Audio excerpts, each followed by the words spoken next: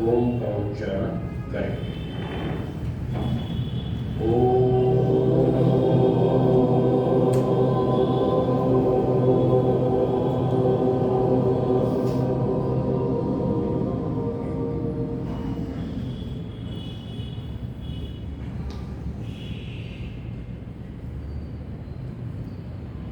उपस्थित विद्वद्गण, धर्म प्रेमी सज्जनों, माताओं और बहनों,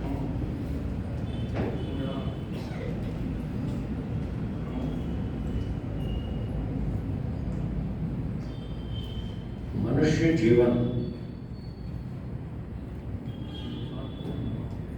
बहुत मूल्यवान है। इसकी आवाज थोड़ी सी और बढ़ाए, आवाज बढ़ाए। ओम ओम ओम। नमस्कार। ठीक। लोग इसका मूल्य समझते नहीं, जितना समझना चाहिए उतना नहीं समझते।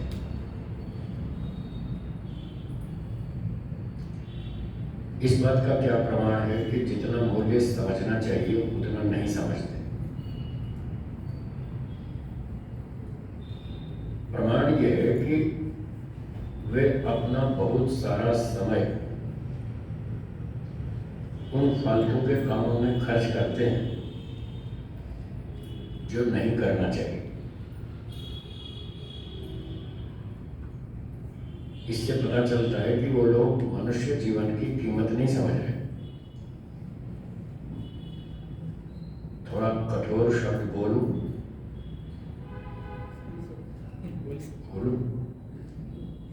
तो कठोर शब्द यह है कि वो अपना समय नष्ट कर रहे हैं।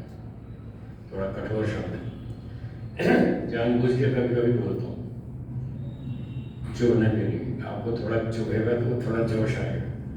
जोश दिलाने के लिए जानबूझ के कठोर शब्द बोलता हूँ। बहुत सारा समय व्यर्थ नष्ट करते हैं। जब व्यक्ति के पास शक्ति होती है, समय होता है, तब वो उसकी कीमत नहीं जानता।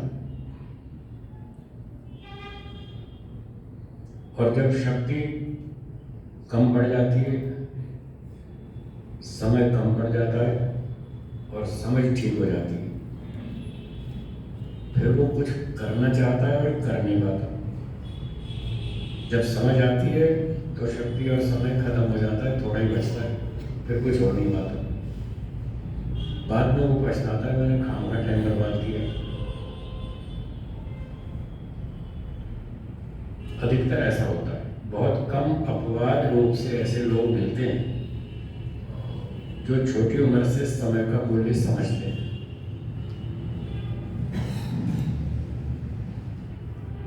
नहीं तो 50 साल के बाद ही समझ आती है। अधिकतर 50-60 के बाद ही समझ आती है कि जीवन को कैसे जीना चाहिए, क्या करना चाहिए, कहाँ समय खर्च करना चाहिए। 50-60 के बाद ही समझ आती है। तब तक शक्ति खत्म हो जाती है। बस फिर यही पश्चाताप करते रहते हैं, अब ये जीवन तो गया, अगले जन्म में देखेंगे, अब कुछ होता नहीं हमसे, अब अगले जन्म में करेंगे। बस ऐसे ही पश्चाताप करके व्यक्ति चला जाता है। और अगले जन्म में फिर वो बच्चा बन जाता है, फिर भूल जाता है, फिर खिलौनों में, खाने में, पीने में, खेल कूद में इधर उधर फिर उलझ जाता है, फिर पिछली बातें भूल जाता है। और बहुत जन्मों तक ऐसे ही चलता है। संसार में व्यर्थ के कामों में समय नष्ट करता है, बुढ़ापे में समझ आती है, फिर कुछ कर नहीं पाता, बस ऐसे ही दुख भोगता रहता है, मार खाता रहता है। अब कितने जन्मों तक खाता है ये तो पता नहीं, पर वो खाता रहता है, मार खाता रहता है, बहुत मार खाता है। बहुत मार खाने के बाद समझ आती है कि अब क्या करना चाहिए। तो मार खाते खाते यानी दुख भोगते भोगते उसके फिर ऐसे संस्कार बन जाते हैं। जब बहुत मार खा लेता है तब उसको किसी किसी जन्म में बचपन से समझ में आ जाती है कि ये काम नहीं करना है, ये करना। आपने कुछ वीडियो देखे होंगे छोटे छोटे बच्चों के, कोई 10 साल का है, कोई 12 साल का, कोई गीता बोल रहा है, कोई वेद पाठ कर रहा है, कोई प्रवचन कर रहा है। देखे होंगे ना ऐसे। ये वही लोग हैं जो पिछले जन्मों में बहुत मार खा चुके हैं। मैंने भी खाई, मैं कोई दुनिया से अलग नहीं हूँ, मैंने भी बहुत मार खाई। इस जन्म में तो कम खाई, पिछले जन्मों में बहुत खाई। आपसे ज़्यादा मार मैंने खाई, आपने अभी कम खाई, थोड़ी और खाओ। थोड़ी और मार खाओगी फिर समझ आएगी।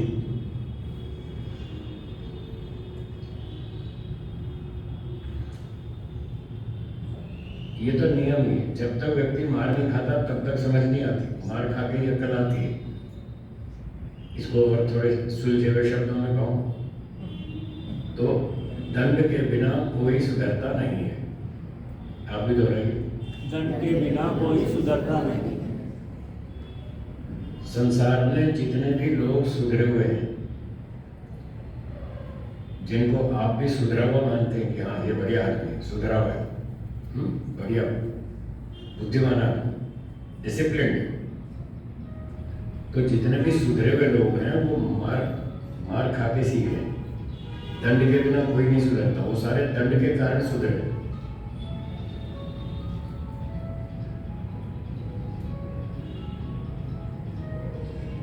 किसका बज रहा फोन? मेरा तो नहीं, आपका भी चेक कर लीजिए। मेरा तो बंद है।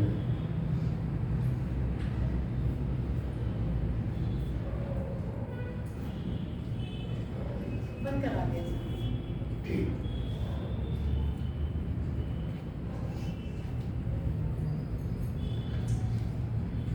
तो मैं ये कह रहा था कि दंड के बिना कोई सुधरता नहीं है। संसार में ज्यादा हो गई आवाज, ज्यादा मत करो, थोड़ी कम करो, थोड़ी कम की, वो थोड़ी कम करो, वो ठीक, अब ठीक। मैं कह रहा था दंड के बिना कोई सुधरता नहीं है। जितने भी लोग सुधरे हैं वो दंड के कारण सुधरे। दंड से कैसे सुधरते हैं? उसके दो तरीके, या तो गलती करके दंड भोगो, दंड खाओ, प्रत्यक्ष दंड भोगो, तब व्यक्ति की बुद्धि ठीक हो जाती है कि अब तो मैंने गलती कर ली, आगे नहीं करूँगा। या तो ये तरीका है। और दूसरा ये है कि कोई दूसरा व्यक्ति गलती कर रहा हो और उसको दंड मिल रहा हो, तो बुद्धिमान लोग उसको दंड भोगता हुआ देख कर भी सीख जाते हैं कि इसकी पिटाई हो रही है तो मैं गलती करूँगा, मेरा भी यही होगा, तो मैं गलती ऐसी नहीं करूँगा। वो भी दंड को देखकर ही सुधरा है। पहला व्यक्ति दंड भोग कर सुधरा है, दूसरा व्यक्ति दंड को समझ कर सुधरा है। तो दंड के बिना तो कोई भी नहीं सुधरा। अगर दंड हटा लें तो सारे बिगड़ जाएंगे। जो चोरी नहीं करता वो भी शुरू कर देगा, जो 4 चोरी करता है वो 24 करेगा, दंड तो मिल जाएगी, फिर क्यों ना करना।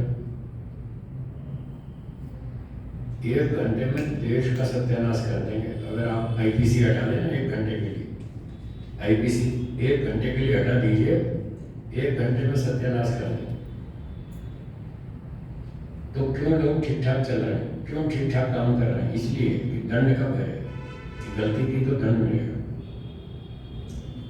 इसलिए वेदों का ये सिद्धांत है कि दंड के बिना कोई सुधरता नहीं। अब जो पहले बहुत दंड भोग चुका है, बहुत गलतियां कर चुका, बहुत मार खा चुका, उसके संस्कार बन गए, उसके अंदर बहुत सारे संस्कार बन गए, गलती नहीं करनी। और वो फिर दूसरे को गलती करते हुए, दंड भोगते हुए देखकर ही सुधर जाता है। कहता है नहीं मैं ऐसी गलती नहीं करूँगा, इसने कर ली सो कर ली, मैं नहीं करूँगा। वो लोग सुधरते हैं जो पहले बहुत मार खा चुके, और जिन्होंने कम खाई है वो अभी गलतियाँ करेंगे, दंड भोगेंगे, फिर उनको भी समझ में आ जाएगी, भोगना तो पड़ेगा। तो हमारे शास्त्रों में, वेदों में, ऋषियों के दर्शन आदि ग्रंथों में ये सारी बातें लिखी हैं। मैं जो भी सुनाता हूँ सब प्रामाणिक बातें होती हैं। 40-42 साल पहले गुरु जी ने सिखाया बोलना कैसे चाहिए।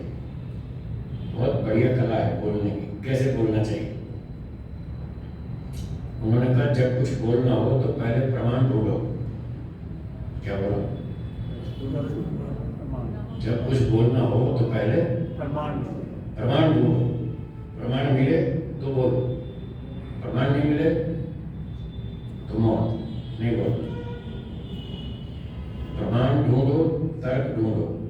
प्रमाण और तर्क से सही और गलत का निर्णय होता है। तो जब तक प्रमाण नहीं है तब तक चुप रहो, खोज करो, विचार करो, ढूंढो, तर्क ढूंढो, प्रमाण ढूंढो। जब मिल जाए, सॉलिड प्रमाण मिल जाए, फिर जम के बोलो, फिर डरने का नहीं, फिर जम के बोलो।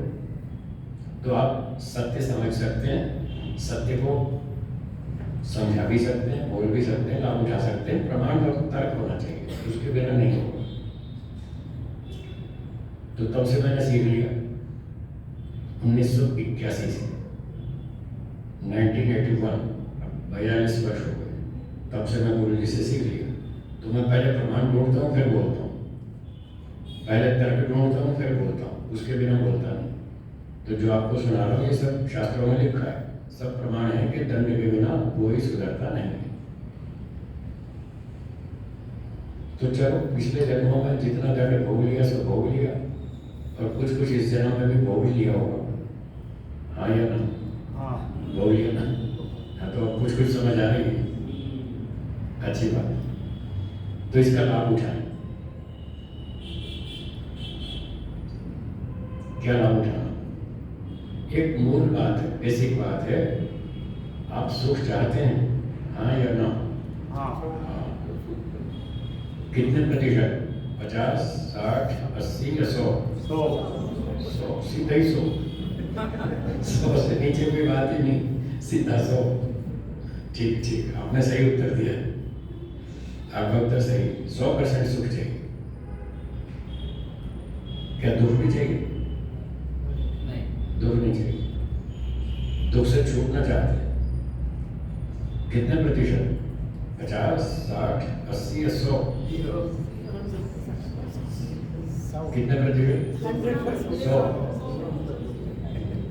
दुख से छूटना चाहते हैं 100%। सुख प्राप्त करना चाहते हैं 100%। यहाँ मिलता है, संसार में मिलता है 100% सुख? हाँ या ना? नहीं, 100%। आपके बताए रास्ते पे चलो तो मिलता है। आपके बताए रास्ते पे चलो तो मिलता है। मैंने तो नहीं कहा कि 100% यहाँ मिलता है, मैंने नहीं कहा। नहीं, हमें मालूम। क्या मालूम? कि आप जो बताएंगे रास्ते पे चले तो फिर मैं बताऊंगा तब ना। हाँ, मैं तो ये पूछ रहा हूँ, आपको कहीं अब तक संसार में 100% सुख मिला क्या? मैं तो ये पूछ रहा हूँ। अभी नहीं मिला ना? हाँ, ठीक है। तो भारत से अमेरिका तक पूरी दुनिया में घूम आइए, आपको कहीं भी किसी भी देश में किसी भी परिस्थिति में 100% सुख नहीं मिलेगा। और अगर मिला भी तो 2, 4, 6 घंटे के लिए बस। जैसे आप रात को सो जाएंगे, रात को सो जाएंगे, फिर नींद आएगी, अच्छी नींद आएगी। जब अच्छी नींद आती है, बढ़िया साउंड स्लीप, तब कोई दुख होता है? तब कोई दुख नहीं, कोई चिंता नहीं, कोई टेंशन नहीं, कोई राग नहीं, कोई द्वेष नहीं, कोई ईर्ष्या नहीं, कोई अभिमान नहीं, कुछ नहीं। 6 घंटे तक आप सो जाते हैं तो उतने देर के लिए दुख से छूट जाते हैं और सुख भी मिलता है। परंतु वो तो 4-6 घंटे का ही, और वो भी ऐसा है जिसमें कोई होश ही नहीं होता खास। हमें पता ही नहीं हम कहाँ सो रहे हैं। दिल्ली में सो रहे हैं, बंगलौर में सो रहे हैं, कि लाहौर में सो रहे हैं, कि लंदन में सो रहे हैं, कि सिंगापुर में कहाँ सो रहे हैं, पता ही नहीं। ये तो जब नींद खुलती है तब पता चलता है कहाँ सो रहे हैं। आप तो अपने घर में सोते हैं, इसलिए आपको सोचना नहीं पड़ता। मुझे तो सबसे पहले ये सोचना पड़ता है ना, हूँ कहाँ। सुबह उठ के पहला काम यही होता है, मैं कहाँ हूँ, बंगलौर में हूँ कि लुधियाना में हूँ। पहले तो यही सोचना पड़ता है, फिर देखता हूँ कब रात, ये तो बंगलौर वाला है, फिर पता लगता है बंगलौर में। तो सोते समय कुछ पता नहीं चलता, बस अंदर अंदर थोड़ी अनुभूति होती है, अंदर अंदर थोड़ी सुख की अनुभूति होती है। बाहर से तो सब सब काम बंद, कुछ पता नहीं चलता। ये बेहोशी तो नहीं है, बेहोशी जैसा है, क्योंकि बेहोशी में तो कोई भी अनुभूति नहीं, सुख की भी नहीं, दुख की भी नहीं, कुछ भी नहीं। और यहाँ निद्रा में सुख की अनुभूति है, कभी कभी दुख की अनुभूति भी होती है। जब अच्छी नींद नहीं आती तो दुख की अनुभूति भी होती है। तो यहाँ निद्रा में आंतरिक सुख दुख की अनुभूति होती है, बाहर की नहीं होती। बाहर का तो बस कोई होश नहीं, बेहोश जैसा ही है। क्या हम ऐसा सुख चाहते हैं बेहोशी जैसा नींद में पड़े बेखबर, क्या ऐसा सुख चाहते हैं? ऐसा नहीं चाहते। हम तो पूरे होश में रहना चाहते हैं, सब देखना सुनना चाहते हैं और पूरे होश में रह के बढ़िया सुख भोगना चाहते हैं, और वो भी 100%। ऐसा तो यहाँ नहीं मिलता, कहीं भी नहीं मिलता। 100% दुख से छूटना चाहते हैं, निद्रा में 100% दुख से छूट जाते हैं, और वो भी 2-4-6 घंटे के लिए। जैसे नींद खुलती है टेंशन शुरू। क्यों साहब? सुबह उठते टेंशन शुरू हो जाती है, वो ये काम रह गया, वो नहीं हुआ, उसको खोला था, उसने ये नहीं किया, सारा काम बिगाड़ दिया। सुबह उठते ही नींद शुरू, नींद खुलती है टेंशन शुरू। और कब तक चलती है? रात को सोने तक। पूरे दिन कोई ना कोई टेंशन चलती रहती है।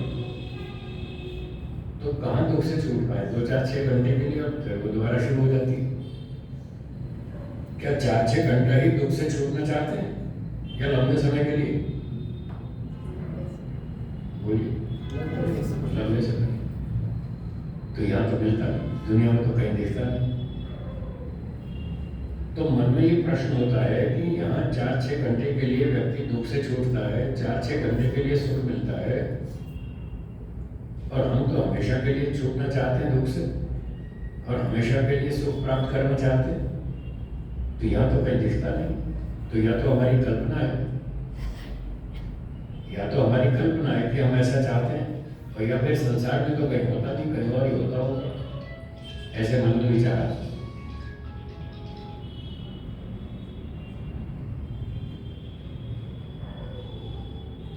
आपको क्या लगता है, सिर्फ कल्पना है या कहीं होता भी है? ये दो बातें हैं, सारे दुख छूट जाए, 100% सुख मिले, कहीं होता भी है या सिर्फ कल्पना ही है? क्या लगता है आपको? होता है कहाँ पर? ईश्वर के पास, मोक्ष में होता है।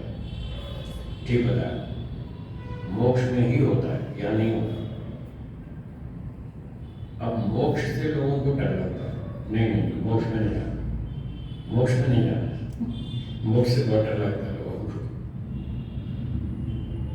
जबकि ये दोनों इच्छाएं वहीं पूरी होंगी, मोक्ष में पूरी होंगी जो हम चाहते हैं, और लोग मोक्ष से डर रहे हैं। क्यों डर रहे हैं? इसी का डर रहे हैं कि वो मोक्ष को समझते ही नहीं कि मोक्ष में क्या होता है। उनको पता ही नहीं मोक्ष में क्या होता है, इसी का डरते नहीं, मोक्ष में नहीं जाना। हमने पूछा था कि आप मोक्ष में क्यों नहीं जाना चाहते?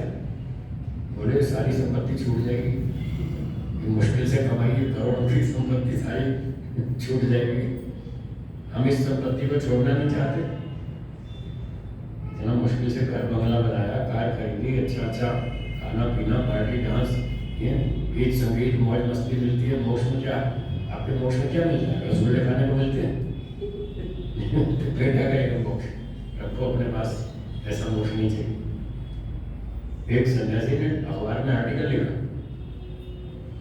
और पूछा, भाई मोक्ष की बात करने वालों, ये बताओ मोक्ष में रसगुल्ले खाने को मिलेंगे क्या? वहाँ टीवी देखने को मिलेगा क्या? अगर नहीं मिलेगा तो अपना मोक्ष अपने पास रखो, नहीं चाहिए। ये तो सन्यासी लिखा, उसी को समझ में नहीं आ रहा कि मोक्ष क्या हो रहा है, मोक्ष में क्या होता है, उसी को समझ में नहीं आ रहा। आम जनता को तो क्या समझ आएगा? अब वो ये बात सबको सिखाएगा कि मोक्ष में ना टीवी होता है, ना रसगुल्ले होते हैं, ना बैंड पार्टी होती है, ना कुछ होता है, ना नाच गाना होता है। क्या करेंगे मोक्ष में जाकर? यहीं रहो, यहीं ठीक है, यही तो सिखाएगा। अच्छा चलो आपसे पूछता हूँ, आपकी परीक्षा भी हो जाएगी, पता चल जाएगा आप कितना पढ़ते सुनते हैं, सोचते हैं, विचार करते हैं, सब पता चल जाएगा। जैसे उस सन्यासी ने पूछा क्या मोक्ष में रसगुल्ले खाने को मिलेंगे, आपका क्या उत्तर है? मिलेंगे या नहीं? हैं? आनंद है रसगुल्ला क्या है आनंद जो पूछा वो बताइए। आप गोल गोल मत घुमाइए। मैंने रसगुल्ले की बात पूछी है। रसगुल्ले का टेस्ट मोक्ष में मिलेगा या नहीं? मिलेगा। समोसे कचौरी का टेस्ट मिलेगा? डोसा इडली बड़ा उत्तम नहीं मिलेगा। सब कुछ मिलेगा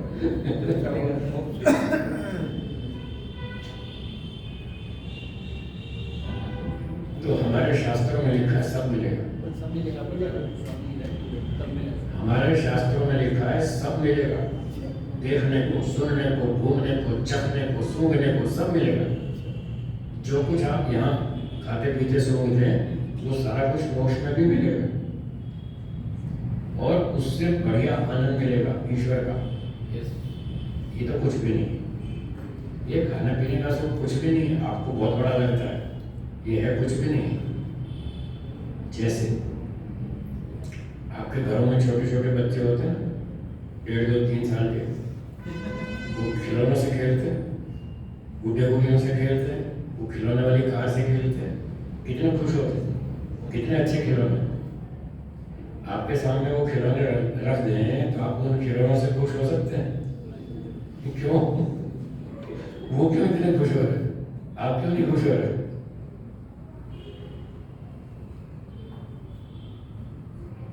बताइए, आप उन खिलौनों से खुश क्यों नहीं हो रहे जबकि बच्चे बड़े खुश हो रहे हैं? नहीं हम क्यों? आपको क्यों नहीं मिल रहा? आपको क्यों मिल रहा है? खेल चुके हैं ले चुके तो क्या हो गया? रसगुल्ले आपने पहले नहीं खाए, वो भी तो पहले खा चुके हैं, फिर भी आप चाहते नहीं और खाएंगे और सुख लेंगे। ये बात तो कट गई आपकी कि पहले सुख ले चुके हैं।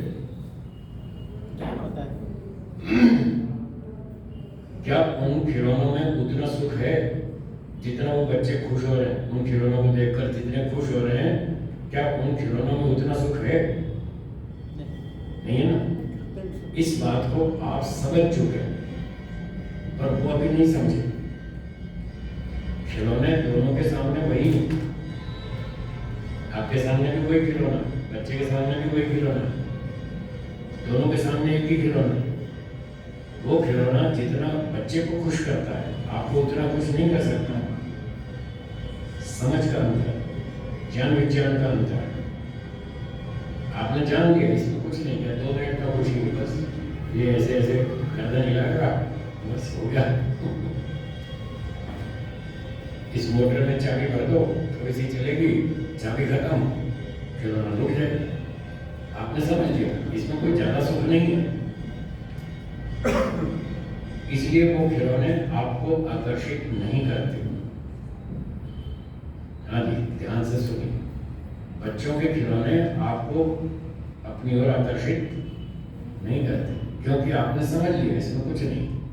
पर ये बात बच्चे को अभी समझ में नहीं आई, उसकी समझ अभी छोटी है, वो नहीं समझता। वो समझता है यही सबसे बड़ा सुख है, इससे बड़ा कोई सुख है ही नहीं। इसलिए उसको बढ़िया बढ़िया खिलौने देते हैं, बड़ा खुश होता है, नाचता है, नाचता है, प्रसन्न होता है। तो ज्ञान का अंतर है, समझ का अंतर है। आपकी बुद्धि विकसित हो चुकी है, उसकी अभी छोटी है, अविकसित है, इसलिए वो खुश होता है। तो वो नकली कार से खुश हो जाता है, बच्चों वाली उस खिलौने वाली नकली कार से खुश हो जाता है। पर आपको वो नकली खिलौने वाली कार देते हैं तो आप उससे खुश नहीं होंगे। आप कहोगे असली गाड़ी लाओ, बढ़िया गाड़ी लाओ, असली वाली चाबी लाओ, इस शहर पे जाए। तो जैसे आपके सामने बच्चे का स्तर है, छोटा है, ऐसे ही ऋषि मुनियों के सामने आपका स्तर भी बच्चे जैसे ही, आपका स्तर अभी छोटा है। आप इन सांसारिक खिलौनों से आकर्षित होते हैं, रसगुल्ले से, गुलाब जामुन से, मिठाई से, चाट पकौड़े से, कचौरी से, समोसे से, आप इन चीज़ों से आकर्षित होते हैं। जो ऋषि मुनि है वो कुछ नहीं सोचते, वो कहते कुछ नहीं, बेकार। उनका ज्ञान आपसे ज़्यादा विकसित हो गया, इसलिए वो समझते हैं ये भी कुछ नहीं, इससे और बढ़िया सुख चाहिए। इस समोसे कचौरी खा के थोड़े दिनों में बोर हो जाएंगे, और ज़्यादा टेस्टी हो और स्वाद के चक्कर में ज़्यादा खा लिए तो बीमार हो जाएंगे, रोगी हो जाएंगे, पेट फूल जाएगा, रात को नींद नहीं आएगी, बस ऐसे ही करवट बदलते रहेंगे, दुखी हो जाएंगे। फायदा क्या हुआ? खाए तो थे सुख के लिए और उल्टा हो गया दुख, नींद खराब हो गई। तो संसार में जिसका ज्ञान विकसित होता जाता है, जिसको समझ में आ जाता है ये संसार के सुख थोड़ी देर का सुख है, ये कोई टिकने वाला सुख नहीं। मुझे तो करोड़ों साल लंबा चाहिए, अरबों खरबों वर्षों तक का लंबा सुख चाहिए, लगातार चाहिए। यहाँ संसार में अरबों खरबों वर्षों का लगातार सुख मिलता है? नहीं मिलता। 4 घंटे बज रही है,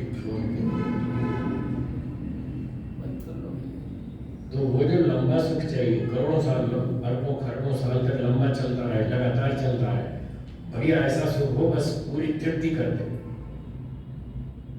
फिर कोई इच्छा बाकी ना रहे, ऐसा बढ़िया सुख मोक्ष में मिलता है। वो ईश्वर के पास, प्रकृति में नहीं है। ढूंढ तो सब उसी को रहे हैं, बढ़िया सुख चाहिए, पर एक गलती हो रही है, ढूंढ रहे संसार में और है वो ईश्वर के पास, यहाँ है ही नहीं। अब जहाँ है ही नहीं तो कैसे मिलेगा? तो इस गलती का सुधार करना है और अपने ज्ञान को विकसित करना है, इसको और डेवलप करना है कि ये जो हम संसार का, हम जो 100% सुख चाहते हैं वो यहाँ नहीं है, ये थोड़ी देर का सुख है। और इसमें कई सारी समस्याएं हैं। जैसे उदाहरण के लिए, कोई व्यक्ति संसार का सुख क्यों भोगता है? उसको इच्छा होती है कि मैं ये सुख भोग लूँ, मजा आएगा, मेरी इच्छा शांत हो जाएगी, मेरी तृप्ति हो जाएगी, ऐसा सोचकर वो उस सुख की ओर आकर्षित होता है। हाँ या ना? ऐसे ही है ना? अब उसमें बड़ी इच्छा हो रही थी, बाजार चलते हैं, कचौरी खाएंगे, समोसा खाएंगे, गुलाब जामुन खाएंगे, खा लिया, खूब अच्छी तरह खा लिया। क्या इच्छा पूरी हो गई? हाँ या ना? उस समय के लिए होगा, थोड़ी देर के लिए, 6 घंटे बाद, 2 दिन बाद, 4 दिन बाद फिर उठेगी, ठीक है, पर पूरी तृप्ति नहीं हुई। और जो थोड़ी देर के लिए हुई वो भी पूरी इच्छा शांत नहीं हुई है, वो तो पेट ने मना कर दिया कि बस अब जगह नहीं और नहीं खा सकते। इच्छा तो अभी खत्म नहीं हुई है, इच्छा तो अभी भी है, और खा लो और खा लो, पर वो मजबूरी है, खा नहीं पा रहे। एक तो जबान थक गई मीठा खा खा के, आपने 6 रसगुल्ले खा लिए, देखना आप 7वां नहीं खा पाएंगे, पर इच्छा तो अभी भी 2 रसगुल्ले और खा लें। तो चतुर बुद्धिमान लोग क्या करते हैं, बीच में एक कचौरी खा लेते हैं, थोड़ा नमकीन खा लेते हैं, ऐसे ही करते हैं, बीच में थोड़ा टेस्ट चेंज हो जाए तो फिर और खा लेंगे 2 रसगुल्ले। वो फिर भी 2 और खाने के बाद भी इच्छा खत्म नहीं होती, मजबूरी में छोड़ना पड़ता है, बस अब नहीं खाया जाता, बहुत खा लिया, मीठा मीठा हो गया, अब और नहीं खाया जाता, वो छोड़ना पड़ता है, कोई इच्छा खत्म नहीं हुई। इच्छाओं को पूरा करने से इच्छाएं घटती हैं या बढ़ती हैं? बढ़ती हैं, देखो सबको पता है, सबका अनुभव। इच्छाएं पूरी करते जाइए, इच्छाएं बढ़ती जाएंगी। क्या किसी व्यक्ति की सारी इच्छाएं पूरी हो सकती हैं? नहीं हो सकती। अब देखो, संसार का सुख भोगो, ये रिजल्ट है, इच्छाओं को पूरा करते जाइए, इच्छाएं बढ़ती जाएंगी, और सारी इच्छाएं पूरी होंगी नहीं, कुछ इच्छाएं बची रहेंगी, कुछ हो जाएंगी पूरी, जो पूरी हो जाएंगी 2-4 और नई खड़ी हो जाएंगी, और जो बची रहेंगी पूरी नहीं हुई वो सुख देगी या दुख देगी? वो दुख देगी। बस ये भौतिक सुख भोगने का ये रिजल्ट है। अब ये बात जिसको समझ में आ जाती है कि मैं एक सुख भोगूंगा, मुझे 4 दुख भोगने पड़ेंगे, जिसको ये समझ में आ जाती है वो इन सांसारिक सुखों की ओर आकर्षित नहीं होता। वैसे ही नहीं होता जैसे आप बच्चों के खिलौनों के प्रति आकर्षित नहीं होते। उदाहरण समझ में आ गया? आ गया? आप बच्चों के खिलौनों के प्रति आकर्षित नहीं होते क्योंकि आपको ये बात समझ में आ गई कि इसमें 2 मिनट का सुख है बस, इससे ज़्यादा नहीं है, इसलिए आपको वो खिलौने आकर्षित नहीं करते। तो ऐसे ही जिस व्यक्ति को ये समझ में आ जाए कि रूप, रस, गंध, शब्द, स्पर्श ये 5 इंद्रियों के विषय 5-5 मिनट का सुख है, नहीं चलेगा। मुझे तो लंबा चाहिए। जिसको ये समझ में आ जाता है उसको ये चीजें आकर्षित नहीं करती। एक व्यक्ति ने पूछा फिर वो रसगुल्ले नहीं खाता है, मैंने कहा खाता है। फिर क्यों खाता है? जीवन रक्षा के लिए, बुद्धि की सुरक्षा के लिए, शरीर को स्वस्थ बनाने के लिए, बलवान बनाने के लिए, आयु को बढ़ाने के लिए वो घी, दूध, मक्खन, मलाई, मिठाई, रोटी सब खाता है, बस उद्देश्य अलग अलग है। सांसारिक व्यक्ति इन चीजों को इस पर्पज से खाता है कि मुझे इनका सुख लेना, और वो तत्वज्ञानी व्यक्ति इस पर्पज से खाता है कि मुझे शरीर को जिंदा रखना है। अगर खाऊंगा नहीं तो ताकत कैसे आएगी, और ताकत नहीं आएगी तो सेवा कैसे करूंगा, पढ़ूंगा कैसे, पढ़ाऊंगा कैसे, प्रचार कैसे करूंगा। देश भर में घूमना पड़ता है, यात्राएं करनी पड़ती है, ध्यान लगाना पड़ता है, समाधि लगानी पड़ती है, तपस्या करनी पड़ती है। ताकत के बिना कैसे होगा? इसलिए वो शक्ति प्राप्त करने के लिए, जीवन की सुरक्षा के लिए खाता पीता है। खाता पीता वो भी है, बस दृष्टिकोण का अंतर है। जैसे आप भी खिलौने देखते हैं, बच्चे भी देखते हैं, पर दोनों की नजर में फर्क है। हाँ या ना? बस उसकी भी और आपकी नजर में फर्क है। वो सुख के लिए सारे काम करता है, योगी व्यक्ति बस काम चलाओ, काम चलाने के लिए काम सारे काम करता है, वो सुख नहीं लेता। उसको दिखता है एक सुख लिया तो 4 दुख भोगने पड़ेंगे, 4 गुनी मार पड़ेगी। वो पहले मार खा चुका है, पहले जन्मों में बहुत मार खा चुका है, वो संस्कार उसके पास है। वो संस्कार उसको रोक लेता है कि इधर मत जाओ, इधर खतरा है, बहुत मार खा चुके हो, फिर और मार खानी पड़ेगी। वो पिछले संस्कार उसको ब्रेक लगा देते हैं, रुक जाता है, तो नहीं इस बार नहीं आना, बहुत मार खानी। तो ऐसे फिर धीरे धीरे उसको मोक्ष का रास्ता समझ में आता है, शास्त्र पढ़ता है, गुरुजन बताते हैं, तो धीरे धीरे उसको ये रास्ता समझ में आता है। वो फिर छोटी उम्र से इस तरफ चलता है। जैसे आपने कई बच्चों के वीडियो देखे, तो छोटी उम्र से इस तरफ बढ़ जाते हैं अध्यात्म की ओर। चलो ठीक है, अब जब भी समझ में आए ठीक है, तभी से शुरू करें। जिस भी उम्र में समझ में आए कि अध्यात्म से ही कल्याण होगा, वहीं शांति मिलेगी, वहीं तृप्ति मिलेगी, वहीं आनंद मिलेगा। तो जिस भी उम्र में समझ में आए तभी से ये काम शुरू कर देना चाहिए। एक कहावत है, जब जागो तभी सवेरा। वैसे तो 5 बजे उठते हैं लोग, 4-5 बजे सवेरा होता है, उठ जाते हैं। अब एक दिन एक व्यक्ति 8 बजे उठा, लेट हो गया, थक गया था पिछले दिन, तो सुबह 8 बजे उठा, तो बोला क्या कहा, तो 8 बजे बोले क्या हो गया, 8 बजे तो नहाएंगे नहीं, मंजन नहीं करेंगे, 8 बजे तो क्या हुआ, जब जागो तभी सवेरा। 5 बजे उठते थे रोज, तब करते थे, आज लेट हुए तो लेट से। जब भी जागे बस तभी सवेरा अपना काम शुरू करो। तो इसी तरह से जब भी जागे, जब भी समझ में आए कि हमें अध्यात्म की ओर चलना है, मोक्ष की ओर चलना है, जब समझ में आए तभी से शुरू करो। इसमें देर सवेर कुछ नहीं होती। वैसे तो मुक्ति एक जन्म में तो वैसे भी नहीं होने वाली, क्यों रहेगी? एक जन्म में हो जाएगी, नहीं होगी ना, बस। तो फिर एक जन्म में तो होती नहीं, कई जन्म तो लगेंगे, कई जन्म पीछे लगा दिए, कुछ अब लगाएंगे, कुछ और आगे लगाएंगे, तो धीरे धीरे धीरे पहुंच जाएंगे। एक जन्म में मुक्ति नहीं होती, किसी की भी नहीं होती। सत्याग्रह का लिखा है 9वें समोल्लास।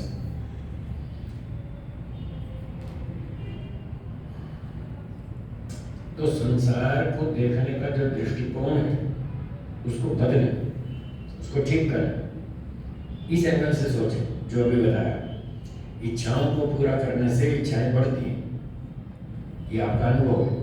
इस अनुभव को बार बार दोहराएं। इच्छाओं को पूरा करने से इच्छाएं बढ़ती हैं, सारी इच्छाएं पूरी नहीं होती। जो इच्छाएं पूरी नहीं हो पाएंगी वो क्या करेंगी? वो दुख देंगी। क्या हम दुख भोगना चाहते हैं? नहीं चाहते, तो क्यों भागे इसके पीछे? ऐसे सोचिए, तो आपको धीरे धीरे दृष्टि बदल जाएगी। आज आप सुख के लिए काम कर रहे हैं, सुख के लिए सारे काम करते हैं, फिर आप सुख के लिए नहीं करेंगे, फिर जीवन रक्षा के लिए करेंगे, पढ़ाई के लिए, योगाभ्यास के लिए, तपस्या के लिए, परोपकार के लिए, मोक्ष प्राप्ति के लिए, फिर इस पर्पज से सारे काम करेंगे जो आप कर रहे हैं। ऐसे ही जब मोक्ष में जाएंगे तो बात क्या चल रही थी, मोक्ष में रसगुल्ले खाने को मिलेंगे या नहीं मिलेंगे? मैंने कहा हाँ मिलेंगे, बिल्कुल मिलेंगे। फिर आप कहेंगे जब यही छोड़ दिए थे, रसगुल्ले की आसक्ति, अटैचमेंट तो हमने यहीं छोड़ दी, फिर ये बात क्यों उठ रही है कि मोक्ष में रसगुल्ले मिलेंगे या नहीं मिलेंगे? इसका उत्तर है रसगुल्ले खाने का जो टेस्ट लेने का अवसर है वो मोक्ष में भी मिलेगा। देखने का, सुनने का, सूंघने का, घूमने का पूरी छूट है, पूरे ब्रह्मांड की सैर का पूरी छूट है, कहीं भी जाइए जा सकते हैं, कोई मोक्ष में रोक टोक नहीं है। यहाँ तो नो एंट्री बोर्ड लगा रहता है, नो एंट्री, 1 मीटर फीट, इधर से जाना जैसे जाना, छोटी सड़कों पे नो एंट्री लिख देते, चौड़ी हो तो ठीक है, दोनों तरफ आना जाना चलता है। तो यहाँ नगरों में छोटी सड़कों पर ये बोर्ड लगा रहता है, नो एंट्री, इधर नहीं आना। मोक्ष में नो एंट्री का बोर्ड कहीं नहीं होता, सब जगह एंट्री खुली है, कहीं भी जाओ पूरी छूट। अगर बोर्ड लगा दिया नो एंट्री, फिर तो बंधन है, फिर मुक्ति कहाँ है? तो बंधन है साहब, इधर नहीं जा सकते, इधर नहीं जा सकते, इधर नहीं जा सकते, फिर तो बंधन हो जाएगा, फिर मुक्ति नहीं रहेगी। मुक्ति का अर्थ यही है पूरी छूट है, कहीं भी जाओ, कहीं भी घूमो, कुछ भी देखो, कुछ भी सुनो, कुछ भी चखो, आप पूरा रसगुल्ले का टेस्ट ले सकते हैं मोक्ष में, पूरी सुविधा है। अंतर इतना है कि अब शरीर हमारे साथ है, तब ये शरीर साथ में नहीं होगा। बिना शरीर के आप, बिना इंद्रियों के, ये भौतिक इंद्रियों के बिना ही आप उसका टेस्ट ले लेंगे। कैसे ले लेंगे? तब ईश्वर की शक्ति से लेंगे। क्या बोला दोहराइए? बिना कारण के कार्य नहीं होता, साधन के बिना कोई कार्य सिद्ध नहीं होता। आज भी हम प्रकृति की सहायता से देख रहे हैं, सुन रहे हैं, सूंघ रहे हैं, सारे काम कर रहे हैं।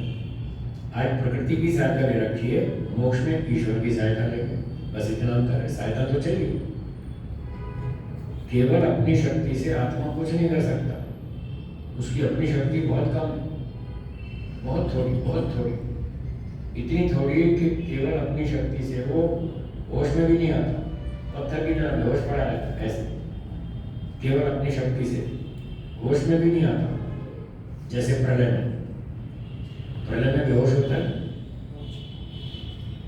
क्यों डॉक्टर साहब? प्रलय में आत्मा बेहोश होता है या होश में? नहीं मालूम, बेहोश होता है। जैसे प्रलय में बेहोश होता है, क्यों बेहोश है? उसके पास कोई भी साधन नहीं है, ना ईश्वर की शक्ति है, ना प्रकृति की, किसी की भी शक्ति नहीं मिली बेचारे, वो अकेला ही पड़ा हुआ, इसलिए बेहोश होता है। तो आत्मा की शक्ति, ओरिजिनल शक्ति तो इतनी कम है कि केवल अपनी शक्ति से तो उसको होश भी नहीं आता। तो जब भी होश में आएगा तब उसको कोई ना कोई दो में से एक शक्ति की जरूरत ले पड़ेगी। या तो वो प्रकृति की शक्ति का सहयोग ले, जैसे आप ले रखा है आपने, आँख नाक कान हाथ पैर सारे साधन प्रकृति से ले रखे, तब होश में आए। और या फिर मोक्ष में ईश्वर की शक्ति का प्रयोग करेंगे, तब होश में आएंगे। इसके बिना तो वो बेहोश रहता है, इतनी खुद की तो शक्ति इतनी कम है। तो केवल अपनी शक्ति से ना वो देख सकता, ना सुन सकता, ना घूम सकता, ना सूंघ सकता, ना चख सकता, उसको कुछ नहीं कर सकता। पर सत्यार्थ प्रकाश के 9वें समोल्लास में लिखा है, जहाँ जाना चाहे जा सकता है, जो देखना चाहे देख सकता है, जहाँ घूमना चाहे घूम सकता है। जितने लोग दिखते हैं और जो नहीं दिखते हैं, उन सब में मुक्त आत्मा घूमता, अन्य मुक्तों से मिलता। ये महर्षि दयानंद जी ने लिखा है, अन्य मुक्तों से मिलता है। जैसे आप और हम मिल रहे हैं ना, बात कर रहे हैं, एक व्यक्ति आया, कहने लगा गुरु जी आपसे मिलना है। मैंने कहा देखो मिल तो रहे हैं, सामने तो बैठा हूँ, और क्या और कैसे मिलोगे? बोले नहीं, आपसे बात करनी, मिलने का मतलब है बात करनी, मुझे कुछ पूछना है। मैंने कहा ठीक है पूछो। तो कोई व्यक्ति आता कहता साहब मुझे आपसे मिलना है, थोड़ा टाइम दो। तो मिल गए, मेरी शक्ल थोड़ी देखेगा, बात तो करेगा ना। अगर बात नहीं करनी तो फिर काय को मिलने आया व्यक्ति? तो मिलने का मतलब है कुछ बात करेगा, कुछ अपनी बात पूछेगा, कोई समस्या रखेगा, कोई ज्ञान विज्ञान की बातचीत करेंगे, यही तो मिलने का मतलब है। तो 9वें समोल्लास में लिखा है मुक्त आत्मा अन्य मुक्तों से मिलता। किसी ने मिलता है सिर्फ शक्ल देखने के लिए? शक्ल तो होती नहीं वहाँ, ऐसी कोई शक्ल तो होती नहीं। ये तो प्रकृति का शरीर है, प्रकृति में शक्ल होती है, आत्मा की तो शक्ल है ही नहीं, वो तो निराकार। फिर भी लिखा है कि वो मिलता है। मिलता है का मतलब वो बातें करता है, पूछता है। एक व्यक्ति ने कहा कि क्या पूछता है मुक्त आत्मा दूसरे से? मैंने कहा ये पूछता है तुम कुल्ली मनाली घूम के आए कैसा लगा, क्या पूछता है। क्यों नहीं घूमता है कि नहीं? घूमता है ना, मुक्ति में सब जगह घूमता है। अगर घूमता है तो फिर देखता भी है, आँख बंद करके थोड़ी घूमेगा, आँख खोल के घूमेगा। जो लोग कुल्लू मनाली घूमने जाते हैं और स्विट्जरलैंड घूमने जाते हैं, सिंगापुर जाते हैं और देश विदेश में घूमते हैं, तो वो देखते हैं, सुनते हैं, सारे काम करते हैं। तो मुक्त आत्मा घूमता है, देखता है, सुनता है सब कुछ। तो वो दूसरा आत्मा उससे पूछता है तुम कहाँ घूम कर आए? वो कहता है शनि ग्रह के छल्ले देख कर आ रहा हूँ। बहुत बढ़िया, आपने नहीं देखे? बोले नहीं मैंने तो नहीं देखे। जाओ जाओ देखते रहो, बहुत बढ़िया रंगीन छल्ले। ऐसी बातें करते हैं और क्या करें। फिर पूछेगा अच्छा सब्जी मंडी दिल्ली में एक लक्ष्मी स्वीट्स की दुकान, वहाँ पर बढ़िया पतीसा, क्या टेस्ट था, तुमने नहीं चखा? जाओ जाओ तुम भी चेक कराओ। कोई और टैक्स थोड़ी लग रहा है, ना पैसे लग रहे हैं, ना टैक्स लग रहा है, ना कोई खर्चा है, ना कोई टिकट लगती है, ना कोई पासपोर्ट चाहिए, ना वीजा चाहिए, कुछ नहीं चाहिए। जाओ जाओ घूमो, देखा, टेस्ट करें। ये बातें करते हैं और क्या करें। तो इस प्रकार से जितने काम हम अब यहाँ कर रहे हैं वो सारे काम करने की छूट है मोक्ष में। ये मैं आपको ऐसे फालतू बहका नहीं रहा हूँ, कोई कहानी नहीं सुना रहा। ऋषि दयानंद जी ने लिखा है उसकी व्याख्या करके सुना रहा हूँ। जो कुछ उन्होंने लिखा है 9वें समोल्लास में उसकी व्याख्या कर रहा हूँ। उनका तात्पर्य ऐसा है, सब जगह घूमने की, फिरने की, देखने की, सुनने की, बात करने की पूरी छूट है। तो जो काम अब कर रहे हैं वो तो मोक्ष में भी हो जाएगा। एक व्यक्ति ने कहा जब सारे काम वहाँ भी हो जाएंगे और यहाँ भी हो ही रहे फिर मोक्ष में क्यों जाना? फिर वहाँ जाने की जरूरत क्या? जब यहीं पे हो रहे हैं सारे काम तो वहाँ क्यों जाए? तो मैंने उसको उत्तर दिया कि वहाँ जाने का एक फायदा है। वो फायदा ये है कि मोक्ष में जो अच्छा पहले तो उसने पूछा जब आप कह रहे थे कि उसको आसक्ति तो रहेगी नहीं मिठाई के प्रति और दूसरी चीज़ों के प्रति आसक्ति तो रहेगी नहीं, फिर वो क्यों घूमेगा? तो पहले इसका उत्तर दे दूँ, वो इसलिए घूमेगा कि उसको मिठाई का सुख नहीं लेना, उसकी जानकारी करनी है। वो टेस्ट इसलिए लेना चाहता है, पता तो चले इसका टेस्ट कैसा होता है। आप छोटे छोटे बच्चों को बिस्किट फैक्ट्री घुमा के लाते हैं, ब्रेड कैसे बनती है वो दिखा के लाते हैं, बिस्किट कैसे बनता है कपड़ा मिल में घुमा के लाते हैं, कपड़ा कैसे बनता है बच्चों को ले जाते हैं उनकी जानकारी बढ़ाने के लिए। वो कोई कपड़ा खरीदने थोड़ी जाते हैं, बस देख के आते हैं, पता चलता है कि कैसे कपड़े बनते हैं, कैसे अनाज पैदा होता है, उनको खेती वेती में भी बताते हैं, सिखाते हैं। तो जैसे यहाँ हम सारी चीज़ें खरीदते नहीं, अपनी जानकारी बढ़ाने के लिए भी हम बहुत से काम करते हैं। तो ऐसे ही मुक्त आत्मा इन मिठाइयों का सुख लेना नहीं चाहता, सिर्फ जानकारी करना चाहता है कि इसका टेस्ट कैसा होता है। बालूशाही के टेस्ट में और रसगुल्ले के टेस्ट में क्या डिफरेंस है, वो ये डिफरेंस जानना चाहता है, इसलिए जाता है, इसलिए चखता है, इसलिए घूमता है, इसलिए देखता है। बाकी आनंद की कोई कमी नहीं है। ईश्वर का आनंद तो उसको मिल ही रहा है, पूरा मिल रहा है 100%। इतना हाई क्लास आनंद मिल रहा है, मिठाई का सुख तो कुछ भी नहीं है उसके सामने। 1/1 लाख, 1/1 लाख इतना घटिया सुख है। जब उसको लाख गुना ऊंचा सुख मिल रहा है तो एक घटिया सुख का क्या करेगा? जिसको रसगुल्ले मिठाइयाँ खाने को मिलते हों वो सूखे चने खाएगा क्या? क्यों खाए? तो मुक्ति में ईश्वर का इतना बढ़िया आनंद मिलता है, उससे वो पूरी तरह से तृप्त होता है, सारी इच्छाएं उसकी शांत हो जाती है। बस वो जानकारी की इच्छा बची है, वो जानकारी करता रहता है, घूमता रहता है, देखता रहता है, सूंघता रहता है, चखता रहता है, बस इस पर्पज से घूमता है। यहाँ पर भी ऐसे बहुत सारे लोग हैं जो सिर्फ जानकारी के लिए घूमते हैं। उनमें से एक मैं भी हूँ।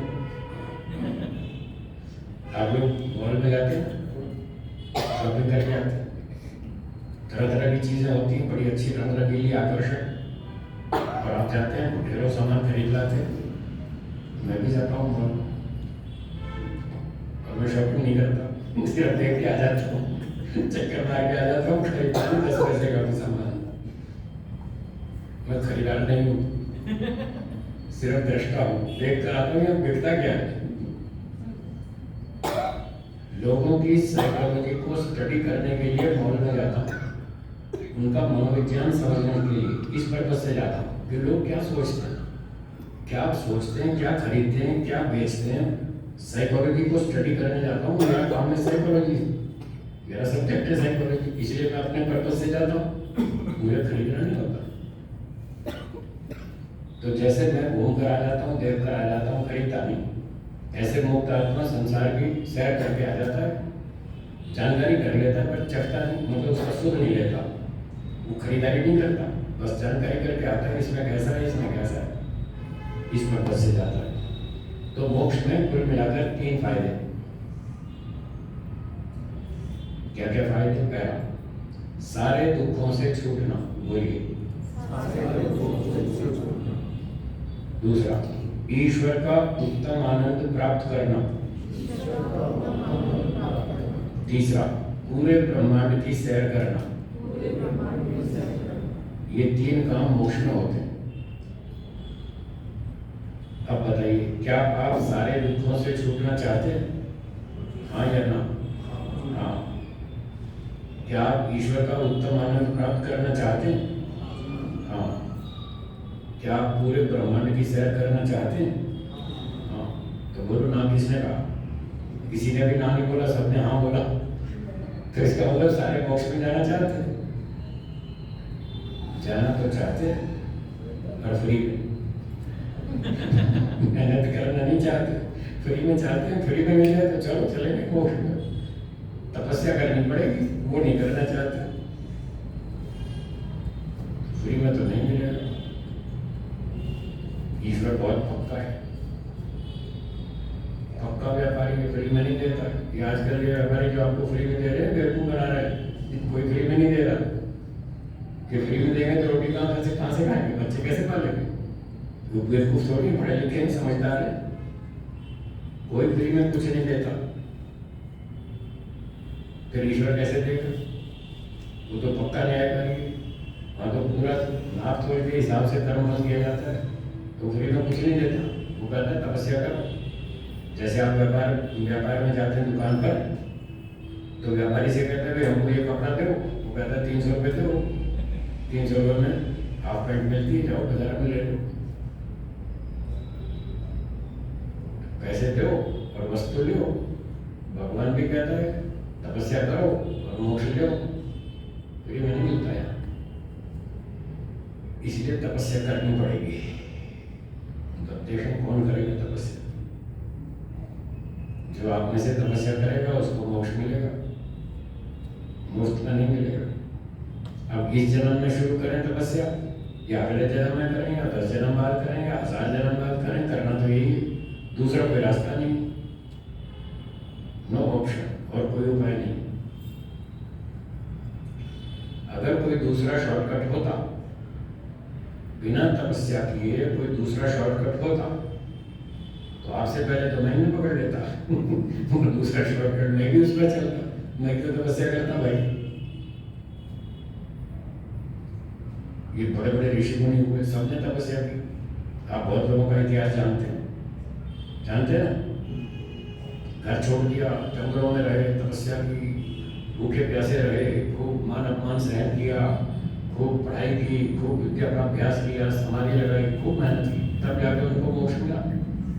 तो वो सारों को करना पड़ेगा। वो तो तब की बात है, जब आपको समझ में आएगा तो आप भी कर लेंगे, जब तक समझ में नहीं आएगा तब तक ठीक है, जैसे चल रहा है सो चल ही रहा है, ऐसे ही चलता रहेगा। तो हमें संसार को समझना है, ईश्वर को भी समझना है, और तीसरा अपने आप को भी समझना है, इन सब आत्माओं को भी समझना है, 3 चीज़ों को समझना है। जिसको ये 3 चीज़ें ठीक ठीक समझ में आ गई वो मोक्ष में जाएगा, हमारी गारंटी। वो यहाँ संसार में नहीं रहेगा। एक और चुभने वाला कठोर शब्द कह दूं, हाँ या ना? हाँ तो आप कहूँगा। कई बार लोग झगड़ा करने लगते, साहब बड़ा कठोर बोलते हो आप। मैंने कहा मैं कोई आपका दुश्मन थोड़े हूँ। मैं कठोर इसलिए नहीं बोलता कि आपको दुख देना, मैं कठोर इसलिए बोलता हूँ कि आपको थोड़ा हलचल मचाना, थोड़े आपके दिमाग में हलचल मचे, कुछ तो नींद से जागो भाई, कब तक सोते रहोगे, कुछ तो जागो। जगाने के लिए मैं कठोर शब्द बोलता हूँ, थोड़ा चुभने वाला, ताकि थोड़ी आपको गुस्सा आए, थोड़ा जोश आए, थोड़ी चिड़न हो, तभी तो आगे बढ़ेंगे, नहीं तो पढ़ लेंगे वहीं के वहीं। तो वो कठोर शब्द ये है कि ये जो संसार है ये बुद्धिमानों के रहने की जगह नहीं है। क्या बोला? ये संसार बुद्धिमानों के रहने की जगह नहीं है। बुद्धिमान लोग मोक्ष में रहते हैं। कहाँ रहते हैं? मोक्ष। अब जब यहाँ पर रह रहे हैं, जन्म ले लिया, संसार में जन्म ले लिया और यहाँ रह रहे हैं, तो इसका मतलब उसमें कुछ ना कुछ अविद्या है, कुछ ना कुछ कमी है। अभी बुद्धिमत्ता में पूरी कंप्लीटनेस नहीं है, कुछ कसर है। वो जो कमी है ना, बुद्धिमत्ता में जो कमी है, उस कमी को दूर करने के लिए ही आए संसार। जब वो अविद्या हट जाएगी तो अपने मोक्ष में जाएंगे, फिर यहाँ पर जन्म लेंगे। योग दर्शन में लिखा है, मैं नहीं कह रहा हूँ, मैंने पहले कहा था, मैं प्रमाण ढूंढता हूँ पहले फिर बोलता हूँ। मेरे पास प्रमाण है, योग दर्शन में लिखा है, न्याय दर्शन में लिखा है, सब शास्त्रों में लिखा है। ये पीछे बैठे सांख्यवादी वो बताएंगे, क्योंकि ज्ञानानुमुक्ति लिखा है सांख्य दर्शन में, ज्ञानानुमुक्ति बंधो विपर्ययात् लिखा है। तो ये दो सूत्र हैं कपिल मुनि जी के, वो कह रहे हैं जिसको तत्व ज्ञान हो जाता है उसकी मुक्ति हो जाती है, और विपर्ययात् जिसमें विपर्य है, मिथ्या ज्ञान है, अविद्या है, उसका बंधन होता है। तो जिसका बंधन है तो समझ लो कुछ मिथ्या ज्ञान है, तो इसी मिथ्या ज्ञान के कारण ही तो उसका बंधन हुआ, शरीर में बंधा। जब ये मिथ्या ज्ञान हट जाएगा, अविद्या हट जाएगी, तत्व ज्ञान हो जाएगा, मोक्ष हो जाएगा। तो जिसकी अविद्या हट जाएगी वो बुद्धिमान हो जाएगा, और जो बुद्धिमान हो जाएगा वो मोक्ष में चला जाएगा। बाकी बचे हुए वही, बाकी जो बचे वो वही कम बुद्धि वाले।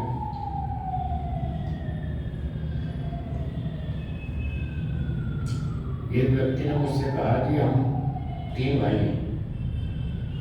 मैंने कहा ठीक, कि हम जब छोटे छोटे बच्चे थे, मेरी उम्र 12 साल थी, मेरे छोटे भाई की 10 साल थी, उससे छोटे की 8 साल थी। हम तीनों छोटे छोटे बच्चे थे, हमारे पिताजी की डेथ हो गई। अब घर पे मुसीबत आ गई, पैसे कौन कमाए, घर कौन चलाए। तीनों में मैं पढ़ा था, तो मैंने फिर अपनी पढ़ाई छोड़ दी, फिर अपनी मजदूरी की, पैसे कमाए और भाइयों को पढ़ाया लिखाया। चलो मैं तो नहीं पढ़ूंगा, तुम तो पढ़ो। तो अब उनको दोनों को पढ़ा के इंजीनियर बना दिया। अब वो खूब अच्छी तरह पैसे कमाते हैं, खाते हैं, मजे से रहते हैं, और मुझे पूछते नहीं, मेरे साथ ठीक व्यवहार नहीं करते, मेरा अपमान करते हैं। मैंने तो उनकी जिंदगी बनाई और अपनी खराब कर ली। मैंने तपस्या की, तन मन धन लगा दिया उनके लिए, और वो मेरा सम्मान नहीं करते, ठीक से व्यवहार नहीं करते, ढंग से बात नहीं करते। क्या ये मेरे साथ अन्याय नहीं है? उसने मुझसे पूछा, क्या ये मेरे साथ अन्याय नहीं है? मैंने कहा है। तो उसने कहा ये मेरे भाई मेरे साथ अन्याय क्यों करते हैं? मैं ये पूछने आया, मेरे भाई मेरे साथ अन्याय क्यों करते हैं? मैंने कहा सही सही बता दूं? बोले हाँ बताइए। अब मैंने कहा सही उत्तर तो ये है जो वेदों में लिखा है, जो शास्त्रों में लिखा है, वो सही उत्तर बताऊंगा। आपको कितना समझ में आएगा नहीं आएगा वो आपकी जिम्मेदारी। शास्त्रों में लिखा है कि वो आपके ऊपर अन्याय इसलिए करते हैं क्योंकि आपने संसार में जन्म लिया। क्या बोलो? आपने संसार में जन्म लिया, बस यही गलती आपकी। आप कहते हैं मेरे भाई मेरे साथ अन्याय करते हैं, मेरी क्या गलती? मैंने कहा आपकी गलती यही है कि आपने जन्म लिया, ये आपने गलती की, इसलिए वो आपके साथ अन्याय करते हैं। आप ये गलती बंद करो।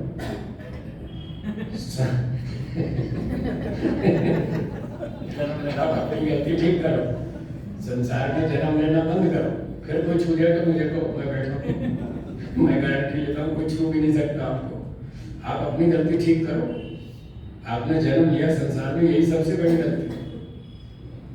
जब तक जन्म लोगे तब तक अन्याय होगा होगा होगा, कोई बचा नहीं सकता। अरे आदमी तो क्या बचेगा, ईश्वर को नहीं छोड़ रहे लोग। ईश्वर सर्वशक्तिमान है, हाँ या ना? सर्वव्यापक है, सर्वशक्तिमान है, सर्वज्ञ है, सारी दुनिया का मालिक है, सबसे बड़ा राजा है। लोग उसको गालियां दे रहे, वो बेचारा नहीं बच पा रहा अन्याय से। आप और हम तो क्या बच जाएंगे? लोग ईश्वर को गाली दे रहे हैं नहीं? जी दे रहे हैं। लोग ईश्वर को रोज गाली देते हैं, एक दिन भी खाली नहीं जाता। जितनी गालियां ईश्वर खाता है दुनिया में, इतनी कोई भी नहीं खाता। सबसे ज्यादा गालियां वो खाता है। क्या वो रोने बैठ जाता है? उसको रोता नहीं, और फिर भी उसको गालियां तो पड़ी गई।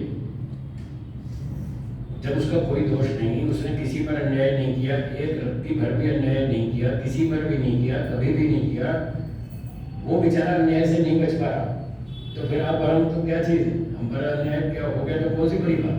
तो सामान्य बात। ये दुनिया ऐसी ही थी, ऐसी ही है, ऐसी ही रहेगी। ये दुनिया ऐसे ही चलेगी। ये दुनिया सुधरने वाली नहीं है। हमारे गुरु जी कहते थे, वो पहले पहले क्या हुआ, जब मैं नया नया पढ़ने आया ना, तो जोश था। मैं दर्शन पढ़ूंगा, मैं न्याय पढ़ूंगा, और मैं फटाफट पंडित बन के लोगों को समझा दूंगा। तो मैंने 5-6 दर्शन पढ़ लिए और लगा प्रचार में, बहुत जोश था। मैं सोचता था 2 साल में तो धरती उलट पलट कर दूंगा। इतना जोश था। बस स्टॉप पे खड़े खड़े प्रवचन किया, चालू ट्रेन में प्रवचन किया, चालू बस के अंदर प्रवचन किया। एक हलवाई से कुर्सी मांग ली फुटपाथ पर खड़े होकर के, और वहां बैठ करके प्रवचन किया। इतना जोश था। ये दुनिया को बदल देंगे फटाफट। वेद की बात सबसे ऊंची है, बिल्कुल सच्ची बात है, इसमें क्या कमी है? कोई कमी नहीं। फटाफट सुधार देंगे दुनिया। तो मैंने 5-7 वर्ष खूब मेहनत की। फिर देखा कोई सुधरता तो है नहीं, अपना गला फाड़ रहा हूँ, कोई लाभ तो हो नहीं रहा, कोई सुधरना ही नहीं चाहता। तो मैं गया गुरु जी के पास। मैंने कहा, गुरु जी मैं इतनी मेहनत कर रहा हूँ, लोग सुधरते ही नहीं। तो गुरु जी ने कहा, देखो ये दुनिया सुधरने वाली नहीं है, मुझे आपसे ज्यादा अनुभव। मैंने कहा ये तो बात ठीक है, मैं बताया आपको तो बहुत पुराना अनुभव है। कहने लगे मेरे को भी 30-40 साल का अनुभव, पर मैंने भी ये अनुभव किया कि ये दुनिया सुधरने वाली नहीं है। तो फिर तो बोले दुनिया नहीं सुधरेगी, तुम अपना ध्यान रखना, तुम मत बिगड़ जाना। मैंने कहा ठीक है गुरु जी, मैं अपना ध्यान रखूंगा, मैं नहीं बिगड़ूंगा। तो गुरु जी ने 2 सूत्र मुझे याद करवाए, बहुत बढ़िया सूत्र हैं, आप भी याद कर लीजिए और बोलिए, दुनिया सुधरे या ना सुधरे, हम जरूर सुधरेंगे। ठीक है? हाँ, अपना ठेका लो, दुनिया का ठेका मत लो, छोड़ो, वो नहीं सुधरने वाली, बहुत देख लिया। तो गुरु जी ने सिखाया कि दुनिया सुधरे या ना सुधरे, हम जरूर सुधरेंगे। और दूसरी बात, दुनिया सुधरे या बिगड़े, हम नहीं बिगड़े। बस अपना ध्यान रखना, तुम मत बिगड़ जाना। मैंने कहा ठीक है गुरु। तो मैंने बहुत साल पहले ये वाक्य सीख लिया और मैं तो उस पर चल रहा हूँ। मैं दुनिया की ज़्यादा चिंता नहीं करता। पहले मैंने खूब जोश से काम किया, फिर देखा कोई सुधरता नहीं, फिर वो ढीला कर दिया। फिर अब क्या करता हूँ, अब मैं देखता हूँ कौन सुधरना चाहता है, सबको ऑब्जर्व करता हूँ कौन सुधरना चाहता है। जो सुधरना चाहता है उसको सुधारता हूँ, उसको पढ़ाता हूँ, उसको टाइम देता हूँ, उस पर मेहनत करता हूँ। और जो नहीं सुधरना चाहता उसको नमस्ते, जाओ भाई तुम अपने घर, हम अपने घर, झगड़ा नहीं करना। अब मैं इस पैटर्न पे चल रहा हूँ कई वर्षों से। तो दुनिया तो ऐसे ही थी और ऐसे ही चलेगी, वो ज़्यादा नहीं सुधरने वाली। बहुत थोड़े लोग मिलते हैं सुधरने वाले। जो सुधरना चाहते हैं उनको सुधारो, तो जो नहीं सुधरना चाहते उनको छोड़ दो, क्यों काम का झगड़ा कर रहे हैं। पर अपना ध्यान पहले रखें, अपने आप को ठीक रखना है, हमें अपने लक्ष्य पर चलना है, हमको अपने मोक्ष में जाना है। और कोई साथ चलेगा तो ले चलेंगे, नहीं चलेगा तो ना सही। ठीक है, तो इस प्रकार से हमको चलना है। ईश्वर को भी समझना है, संसार को भी समझना है और आत्माओं को भी समझना है, सबको समझना है। क्या समझना है? 2-3 वाक्यों में बात पूरी कर दूं। संसार का कुछ कुछ अनुभव तो आपको हो गया। आपने खाया पिया देखा सुना सारे काम कर लिए, 5 इंद्रियों के सुख भोग लिए। कुल मिला के रिजल्ट क्या हुआ? क्या इच्छाएं शांत हो गई? नहीं हुई। रोटी कपड़ा मकान मिठाई फल फूल कपड़े फैशन सोना चांदी जो भी भौतिक पदार्थ हैं, क्या किसी भौतिक पदार्थ ने आपको 100% सुख दिया? नहीं दिया। या दे सकता है? कोई भौतिक पदार्थ आपको 100% सुख दे सकता है? नहीं दे सकता। बस इस बात को याद कर लीजिए, इसको रोज रखिए, इसका रट्टा लगाइए कि भौतिक चीजों के पीछे पड़े हैं, धन के पीछे, सम्मान के पीछे और चीजों के पीछे, तो इन चीजों से कोई 100% सुख मिलने वाला नहीं। अब दूसरी बात, जीवात्माओं के विषय में, किसी आत्मा ने आपको 100% सुख दिया? या आगे उम्मीद है कि कोई आत्मा 100% आपको सुख दे देगा? नहीं देगा। चलो 3 में से 2 का फैसला हो गया। ना तो कोई जड़ पदार्थ आपको 100% सुख दे सकता, ना कोई चेतन आत्मा आपको 100% सुख दे सकता। अब 3 ही तो चीजें, तीसरा बचा ईश्वर। ईश्वर के बारे में सोचिए, क्या ईश्वर 100% सुख दे सकता है? हाँ या ना? हाँ, कहीं तो बड़ी अटकी याद रखे। हाँ, ईश्वर तो दे सकता है। क्या ईश्वर 100% दुख आपके छुड़ा सकता है? छुड़ा सकता है। तो बस उसके पीछे पड़ो, ईश्वर के पीछे चलो, वो आपकी दोनों इच्छाएं पूरी कर देगा। आप 100% सुख प्राप्त करना चाहते हैं, 100% दुख से छूटना चाहते हैं, ये दोनों इच्छाएं यहाँ संसार में पूरी नहीं हो सकती। आप IAS कर लीजिए, IPS कर लीजिए, CA कर लीजिए, MTech कर लीजिए, सुप्रीम कोर्ट के न्यायाधीश बन जाइए, कुछ भी करिए, आपकी ये 2 समस्याएं हल होने वाली नहीं है। केवल ईश्वर करेगा, तो ईश्वर के पीछे चलना चाहिए। ये कंक्लूजन, ये सार जब आपके दिमाग में आएगा, बस उसके बाद फिर आपका मोक्ष का रास्ता खुल जाएगा। फिर आप मोक्ष की तरफ चलेंगे, संसार की तरफ नहीं चलेंगे। ये 2 उल्टे रास्ते हैं, विपरीत दिशाओं में चलते हैं। कठोपनिषद का नाम आपने सुना है, उसमें लिखा है श्रेय मार्ग और प्रेय मार्ग, ये 2 नाम भी सुने। तो श्रेय मार्ग मोक्ष का मार्ग है, प्रेय मार्ग संसार का मार्ग है। वहाँ लिखा है दूरम एते विपरीते विशुचि, ये दोनों रास्ते दूर दूर ले जाते हैं, विशुचि विरुद्ध दिशाओं में ले जाते हैं। यदि मोक्ष की तरफ चलना है तो संसार छोड़ना पड़ेगा, संसार की तरफ चलना है तो मोक्ष छूट जाएगा। एक व्यक्ति 2 विरुद्ध दिशाओं में एक साथ नहीं चल सकता। ऐसे चल सकता? बस तो आपको फैसला करना है, इधर चलना है या उधर चलना है। आज की बात पूरी। आपकी कोई शंका हो तो बोलिए। प्रवचन पूरा, शंकाएं हो तो पूछिए। मेरी रुचि है शंका समाधान में, कल भी हम करेंगे। कल तो स्पेशल प्रोग्राम है शंका समाधान का, वो भी करेंगे। इस तरह की कोई शंका हो तो बोलिए।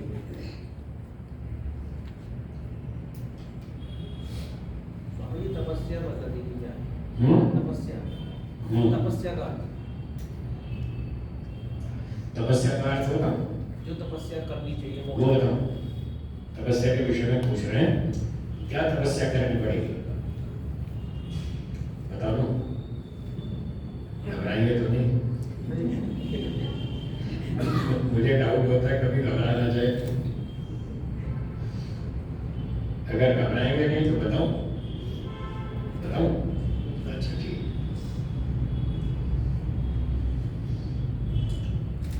सबसे पहले तो घर छोड़ना पड़ेगा। मैंने पहले ही कहा था घबराएंगे लोग।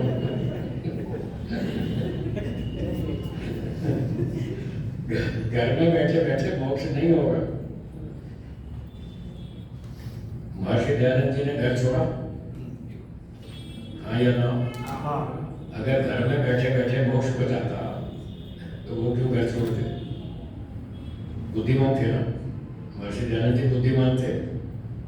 उनकी पुस्तक पढ़ के देखो सत्याप्रकाश, पता चलेगा कितनी चमत्कारी बुद्धि थी। एक एक के धुरे उड़ा दिए, किसी को सामने टिकने नहीं दिया, इतनी जबरदस्त बुद्धि थी उनकी। इतने बुद्धिमान व्यक्ति इतनी तपस्या करने वाले क्या छोड़ के निकल लिए। उनको समझ में आ गया कि घर में रहकर मोक्ष नहीं होगा, चल दिए। ऐसे स्वामी श्रद्धानंद जी चल दिए, ऐसे बहुत सारे लोग।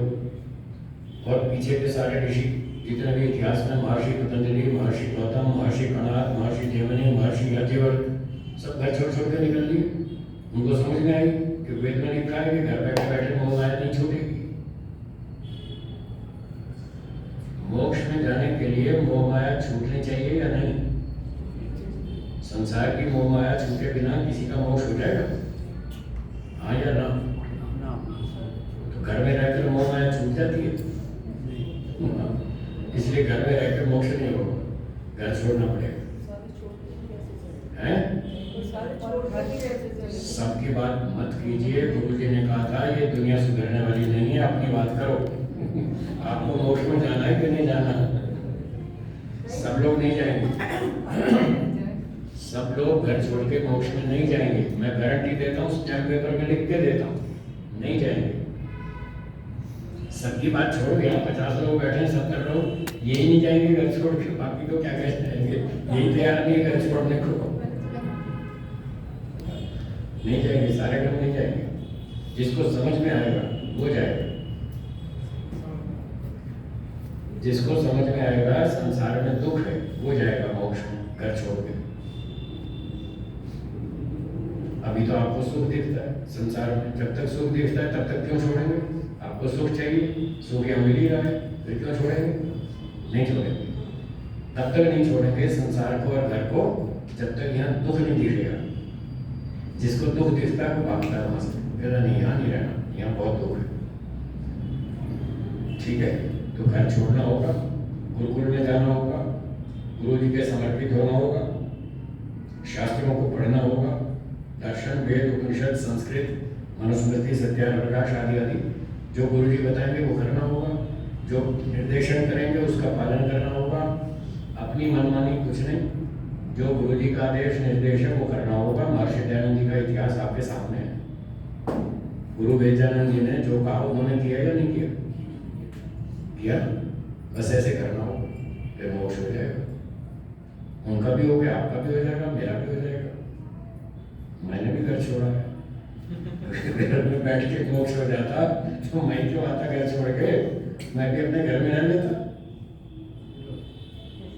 मुझे 42 वर्ष हो गए घर छोड़े, 42 ईयर्स।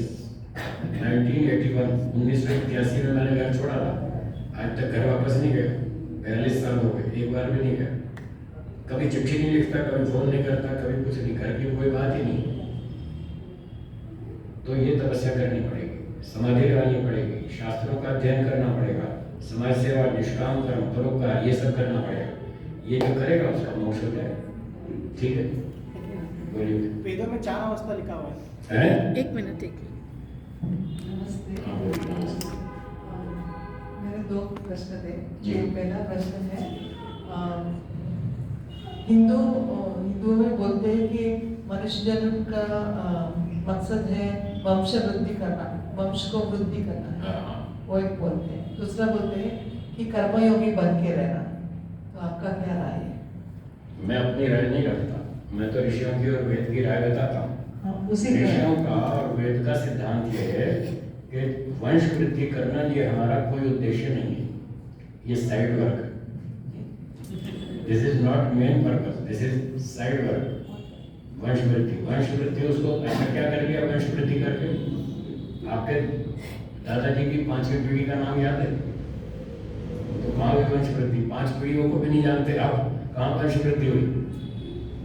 किसी को अपने दादा की 5वीं पीढ़ी का नाम नहीं मालूम, तो काय की वंश वृद्धि? और वंश वृद्धि करके करना भी क्या है? ये लड़ाई झगड़े कर रहे हैं वंश वृद्धि वाले। देखो रोज लड़ाई झगड़ा बढ़ रहा है। पिछले 30-40 साल में संसार में क्रोध बढ़ा या नहीं? लोग बढ़ा या नहीं? लोग कर लो वंश वृद्धि, यही करेंगे वंश वृद्धि वाले। लड़ाई झगड़े करेंगे, क्रोध बढ़ाएंगे, लोग करेंगे, मारकाट करेंगे, अन्याय करेंगे, तो वंश वृद्धि करना कोई मुख्य प्रयोजन नहीं है। ये तो साइड वर्क है। मुख्य प्रयोजन है मोक्ष प्राप्ति करना, ये वेदों में लिखा है और यही ऋषियों ने समझा है। मुख्य वो है, और जिसको समझ में आता है वो उस काम को करेगा, जिसको समझ में नहीं आता वो वंश वृद्धि करेगा, वो दुनिया चलाएगा। ठीक है। और दूसरा क्या बताया था? कर्मयोगी क्या होगा? कर्मयोगी ये सब चालाकी, कर्मयोगी करके लोगों को बहका रहे हैं। काय का कर्मयोगी? योगी किसको कहते हैं? जो समाधि लगाता है। अब वो समाधि लगाना तकलीफ वाला काम है, कठिन काम है, बहुत तपस्या चाहिए, बहुत मेहनत चाहिए। उतनी मेहनत लोग करना नहीं चाहते, उससे बचना चाहते, इसलिए बहाना बना दिया कर्मयोगी बनो और अपना कर्म करते जाओ। वेद में तो कहीं नहीं लिखा कि कर्मयोगी बनने से आपका मोक्ष होता है। तो ये सब बेईमान लोगों की बातें, लोगों को बेवकूफ बना रहे हैं, बहका रहे हैं, भ्रांति में डाल रहे हैं। वेदों का सिद्धांत है ज्ञान को शुद्ध करो, कर्म को शुद्ध करो, उपासना को शुद्ध करो, 3 चीजें ठीक करो, तब मोक्ष होता है। केवल कर्म करने से नहीं होता। क्यों नहीं अनिल जी? शुद्ध ज्ञान, शुद्ध कर्म, शुद्ध उपासना से मोक्ष होता है। नौवें संग्रह में लिखा है या नहीं? हाँ जी, क्या बोला? निष्काम कर्म करो, निष्काम आशा नहीं रखो। निष्काम कर्म अकेले कर्म से मोक्ष नहीं होता है। सांख्य दर्शन में खंडन किया। ज्ञानानुमुक्ति लिखा है, ज्ञान के बिना मुक्ति नहीं हो सकती। तत्व ज्ञान मोक्ष के लिए उपाय है, और जब तत्व ज्ञान होगा तभी आप निष्काम कर्म कर सकते हैं। उसके बिना निष्काम कर्म कर ही नहीं सकते, क्योंकि ज्ञान पर आधारित ये कर्म और उपासना है, ये दोनों ज्ञान पर आधारित है। अगर आपका ज्ञान शुद्ध है तो कर्म और उपासना शुद्ध हो जाएंगे, ज्ञान अशुद्ध है तो कर्म और उपासना को अशुद्ध रहेंगे। तो निष्काम कर्म करने के लिए भी पहले ज्ञान को शुद्ध करना, और वो होगा शास्त्र पढ़ने से, गुरु जी के पास जाने से, समर्पण करने से। वर्षों तक गुरु के पास तपस्या करनी पड़ती है, तब तत्व ज्ञान होता है। इंद्र और विरोचन की कथा आपने सुनी होगी। आज सब विरोचन सुनिए है। ना? इंद्र 101 वर्ष तक गुरु जी के पास रहा। कितने? 101 वर्ष। यहाँ कोई 101 दिन भी घर छोड़ने को तैयार नहीं है, तो मोक्ष में कहाँ से जाएगा? ठीक है, हाँ जी, आप बोलिए। ये आपने ये कहा एक कि मोक्ष के बाद में सुख पूरा मिल सकता है और दुख बिल्कुल भी मिलेगा। हाँ, मोक्ष में 100% सुख मिलता है। हाँ जी। ठीक है। हम तो सुख ले रहे हैं, रसगुल्ले का स्वाद ले रहे हैं, समोसे का स्वाद ले रहे हैं, तो एक इंद्रिय हमारा जीवा है। जिस तरह से सुगंध आती है तो सुख लेते हैं, तो इंद्रियों की वजह से हम सुख ले रहे हैं। ठीक है। तो मोक्ष के बाद क्या ये इंद्रियां रहेंगी? कुछ नहीं जाता, शरीर तो जाता ही नहीं हो। ये इंद्रियां नहीं रहेंगी, आपकी बात ठीक है, पर यहाँ ये इंद्रियां यहाँ छोड़ देंगे, मोक्ष में दूसरी इंद्रियां मिलेंगी, ईश्वर की इंद्रियां मिलेंगी, उनसे काम करेंगे। लेकिन ईश्वर तो खुद जो है, कोई न शक्ल है, न सूरज है, न शरीर है, तो वो जो आदमी वहाँ जाएगा, जो भी इंसान जाएगा, उसका भी कुछ भी नहीं होगा। ऐसा नहीं है, ऐसा नहीं है। ईश्वर का रूप रंग सूरत नहीं है, ये ठीक है, पर ईश्वर के पास शक्ति है या नहीं? शक्ति तो ईश्वर की शक्ति, ईश्वर की शक्ति से ही तो मुक्त आत्मा सारे काम करेगा। ये लिखा है शास्त्र में, मैं नहीं कह रहा, नौवें समोल्लास में लिखा है, मुक्त आत्मा ईश्वर की शक्ति से ये सारे काम करेगा। तो प्रकृति मुक्ति हो गई तो फिर काम करने की जरूरत क्या है? जरूरत है, जब आप जाओगे तब पता चलेगा। आप जाएंगे तब पता चलेगा। बस आखिरी प्रश्न है। नमस्ते। वेद में 4 अवस्था बताया गया है। 4 आश्रम, अवस्था आश्रम, 4 अवस्था, ठीक है, ठीक है। जैसे कि ब्रह्मचर्य, गृहस्थ, वानप्रस्थ, संन्यास। संन्यास। ठीक। तो फिर आप घर छोड़ने की बात करें। मैं इसलिए कह रहा हूँ कि संन्यास के बाद ही मोक्ष होगा। चाहे गृहस्थी बनो तो भी संन्यास तो आएगा ना। उसके 2 तरीके हैं, बल्कि 3 ऑप्शन है।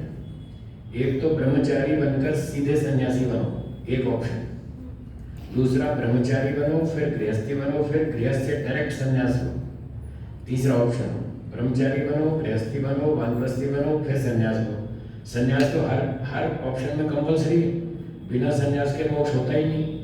पर संन्यास का मतलब क्या है? सब छोड़ देना। तो घर भी छोड़ना पड़ेगा, संपत्ति छोड़नी पड़ेगी, परिवार छोड़ना पड़ेगा, सब कुछ मोह माया छोड़नी पड़ेगी, तभी मोक्ष होगा। मोक्ष केवल सन्यासी का होता है और किसी का नहीं। मैं इसलिए नहीं कह रहा कि मैं सन्यासी हूँ, इसलिए नहीं कह रहा, इसलिए कह रहा हूँ कि शास्त्र में लिखा है, प्रमाण है हमारे पास। अनिल जी 5वां समोल्लास पढ़ा है, 5वें समोल्लास में लिखा है अति उग्र तपश्चरण करने वाले सन्यासियों का ही मोक्ष होता है, अन्यों का नहीं। इतना क्लियर लिखा है, तपस्या करने वाले सन्यासियों का ही मोक्ष होता है, अन्यों का नहीं। अब महर्षि दयानंद जी लिख रहे हैं, मैं थोड़ी लिख रहा हूँ। इसलिए कह रहा हूँ कि सन्यास तो लेना पड़ेगा और सन्यास के लिए घर छोड़ना पड़ेगा। आपको इस जन्म में नहीं छूटता, कोई बात नहीं, नो टेंशन, अगले जन्म में छोड़ेंगे, 10 जन्म बाद छोड़ेंगे, छोड़ना तो पड़ेगा ही, उसके बिना मोक्ष नहीं होने वाला। हाँ जी बोलिए।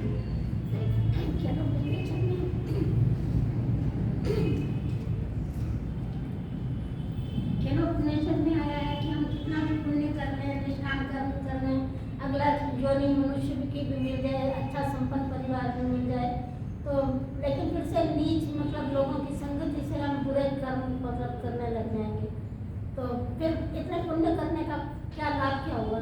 बहुत तो अच्छा। पिछले संस्कार भी उठेंगे पिछले जन्म के। हाँ, बहुत अच्छा प्रश्न किया माता जी आपने कहा कि अगला घर परिवार जन्म कितना भी अच्छा मिले, लेकिन नीच लोगों की संगति से फिर हम गलतियां करेंगे। तो केनोपनिषद ये कहता है कि हम नीच लोगों की संगति नहीं करेंगे।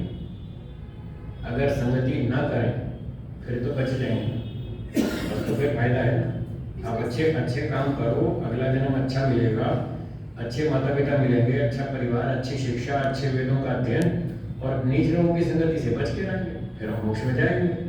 ये फायदा है अच्छे काम करने का। परहेज भी तो करना पड़ेगा, केवल दवाई खाने से आदमी ठीक नहीं होता है, उसके साथ साथ परहेज भी करना पड़ता है। जो परहेज भी करता है और दवाई भी खाता है वो फटाफट ठीक होता है। तो हमें शास्त्रों का अध्ययन करना पड़ेगा, ये दवाई है। नीच लोगों से दूर रहना पड़ेगा, ये परहेज है। दोनों काम करने पड़ेंगे, हो जाएगा मोक्ष। ठीक है, और कोई प्रश्न समय हो गया। है कोई? हाँ बोलिए बोलिए, अंतिम प्रश्न, समय समाप्त हो रहा है, अंतिम प्रश्न बोलिए। तो जब मोक्ष में आत्मा जाती है तो कोई दिनचर्या भी होती है आत्मा की? ऐसी कोई व्यवस्था है? मोक्ष की दुनिया एक अलग दुनिया है, उसकी क्या व्यवस्था है? ऐसे भी शास्त्रों में इस बारे में लिखा है? आप ये पूछ रहे हैं कि मोक्ष में कोई दिनचर्या भी होती है क्या? यही पूछ रहे हैं ना? तो दिनचर्या तब होती है जब शरीर हो, भूख लगती हो, प्यास लगती हो, गर्मी लगती हो, ठंडी लगती हो, सोना पड़ता हो, थकान होती हो, जागना पड़ता हो, तो दिनचर्या होती है। जैसे आजकल हम काम करते हैं, थक जाते हैं, रात को सो जाते हैं, फिर सुबह सूरज निकलता है, दिन निकलता है, उठ जाते हैं, फिर नहाना धोना आदि सारी दिनचर्या करते हैं। ये दिनचर्या तब होती है जब शरीर हो। क्या मोक्ष में शरीर होता है? हाँ या ना? नहीं होता ना, इसलिए दिनचर्या की जरूरत ही नहीं। न तो सोना है, न थकान है, न टॉयलेट जाना है, न ब्रश करना है, न स्नान करना है, न भूख लगती है, न खाना चाहिए, कुछ नहीं चाहिए। वहाँ कोई दिनचर्या नहीं, 24 घंटे मस्ती आनंद, जहाँ मर्जी घूमो फिरो। ईश्वर का आनंद तो लगातार 24 घंटे मिलता ही रहेगा। ये संसार की सैर करना, ये तो एडिशनल बेनिफिट है, ये तो अतिरिक्त लाभ है, ये मुख्य लाभ नहीं है मोक्ष का। मोक्ष का मुख्य लाभ है ईश्वर का 100% उत्तम आनंद प्राप्त करना, ये मुख्य लाभ है मोक्ष का।